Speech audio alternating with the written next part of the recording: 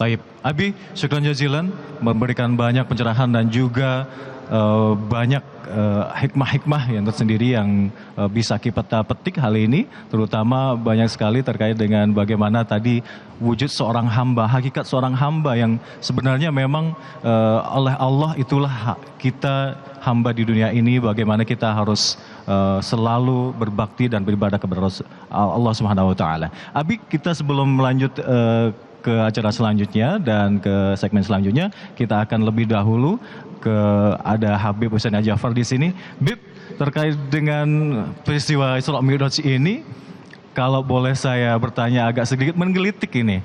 Rasulullah SAW kenapa ya disuruh bolak-balik dari bawah ke atas, sudah menerima perintah sholat 50, kemudian bolak-balik lagi hingga beberapa kali, akhirnya sampai deal kesepakatan semacam itu. Dari pandangan Habib seperti apa, Bib, di sini, Bib? Ya, bismillahirrahmanirrahim. Kembali lagi bahwa ada perbedaan pendapat di antara para ulama tentang berbagai hal terkait apa yang terjadi dengan Nabi Muhammad dalam perjalanan tersebut. Salah satunya tadi yang disampaikan oleh Abi Quraisy, dan salah duanya adalah terkait yang dipertanyakan. Ada perbedaan pendapat tentang negosiasi antara Nabi Muhammad dan Allah dengan didampingi oleh Nabi Musa terkait perintah sholat itu. Salah satu yang katakanlah paling populer, pertama kali Allah itu memberikan perintah 50 kali sholat. Kemudian Nabi Musa katakan kepada Nabi Muhammad, oh umat kamu tidak akan mampu, maka mintalah keringanan kepada Allah. Maka kemudian Nabi Muhammad kembali kepada Allah meminta keringanan. Dan karena memang Allah yang menawarkan kepada Nabi Muhammad, wasal tu'to, apapun yang engkau minta wahai Nabi Muhammad, karena engkau adalah kekasihku, aku akan berikan kepada engkau. Dan kemudian terjadi perbedaan pendapat, misalnya kemudian Allah menurunkan ke 40, ada yang bilang menurunkan ke 45. Ada banyak sekali perbedaan tentang itu. Tapi saya ingin fokus sebagaimana Abi Quraisy Shihab tadi kepada makna dari kisah ini. Karena memang perjalanan Isra dan Mi'raj ini karena begitu agungnya dan begitu magisnya, sehingga banyak pendekatan-pendekatan yang cenderungnya sufistik agar makna yang agung ini bisa ditangkap seluas mungkin. Makanya yang ditulis tentang sejarah Isra Mi'raj itu kemudian banyak sekali nuansa syairnya. Karena syair itu lebih bisa menangkap makna ketimbang kata-kata di luar syair itu sendiri.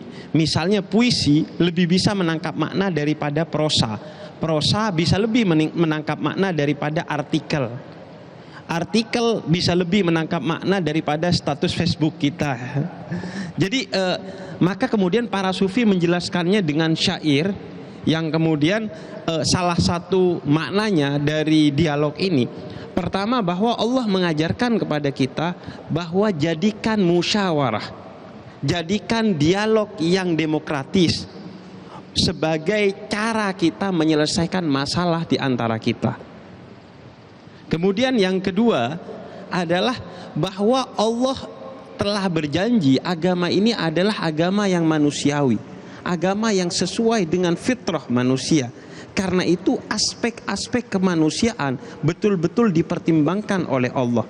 Sehingga kemudian dialog itu dimaknai sebagai dialog antara sang pencipta dengan manusia yang diciptakannya terkait dengan ajaran yang diturunkan kepada manusia ini. Sehingga kemudian terjadilah dialog ini karena Allah begitu menghormati kita sebagai manusia.